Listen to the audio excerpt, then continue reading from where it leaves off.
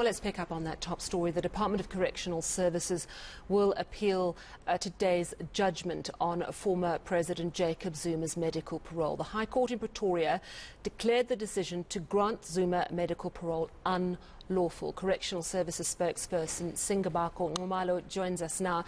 Good evening, sir. Thank you very much for your time. So we heard a little earlier that Jacob Zuma's legal team is also going to be appealing this decision. On what grounds is Correctional Services planning to appeal the decision today? A very good evening and thank you for having us. We did issued a statement confirming that we'll be appealing the judgment of the Gauteng Division of the High Court in Pretoria on the medical parole placement for the former President, Mr. Zuma. Having carefully studied that particular judgment, we're of the opinion that a different court may arrive at a different conclusion. The reasons being is that the court misguided itself in terms of the interpretation of the Correctional Services Act and the facts that were placed before it, thus going further to declare that decision to place Mr. Zuma medical parole to be unlawful and setting it aside. So detailed reasons or the grounds for appeal will be filed in our court papers, but that's where we are at the moment. Well, I mean, you've come up with a very strongly worded statement saying the court sadly misinterpreted the Correctional Services Act. So tell us a little more detail, please, of where you feel the court has erred. When you look at the Section 75 of the Correctional Services Act, which was mentioned as the basis within which the National Commissioner needed to take the decision that he took, and other reasons which were then provided, and these issues were ventilated in court. And you then read the judgment. As a department, we felt that there was misinterpretation somewhere, and we're of the opinion that perhaps a different court may arrive at a different conclusion, but we wouldn't want to go into detail on that. We will file our papers where each and every detail will be expressed there so that we are able to argue our case successfully. All right. So, having read through the papers that you know the judgment today, it's a very interesting situation that Arthur Fraser, who was then Correctional Services Commissioner, stepped in because he was approached by the head of the prison in Escort, also the Provincial Commissioner for Prisons.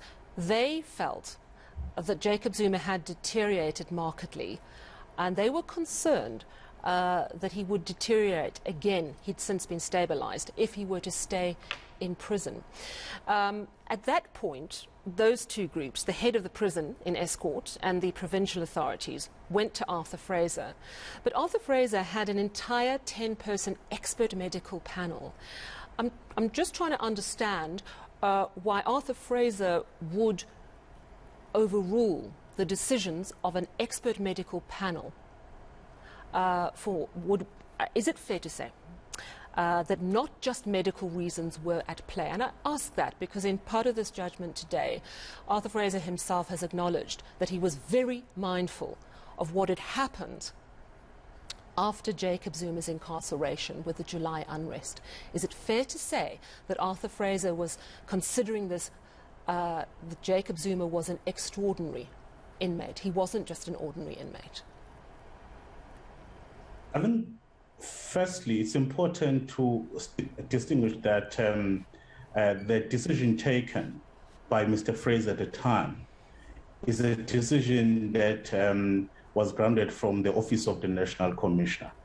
So whether you will want to use the name Arthur Fraser, or even if you put Singabakho in that office, it's a decision taken by the Office of the National Commissioner. I think we need to state that quite, clearly and be very expressed in that. Number two, there were a number of reasons provided, even in our court papers. There were not just reports from the head of that particular correctional facility, being the Escort, and the acting regional commissioner for KwaZulu-Natal. There were also medical reports and other material which was before the Office of the National Commissioner. And with the powers vested in that office, Mr. Fraser Tam had to study everything which was presented to him and make a decision as the rightful authority, and he took a decision. So it is therefore incorrect, perhaps one to say, why overlook a recommendation from the medical parole board. It is therefore a safe option to say there were a number of reports presented before Mr. Fraser at the time, not just other issues, but medically as well, because there were other medical reports which were in front of him. All right. Well, thank you so much for chatting to us this evening. Spokesperson for the Department of Correctional Services, Singabakho Nxumalo, speaking about their decision to appeal the High Court ruling.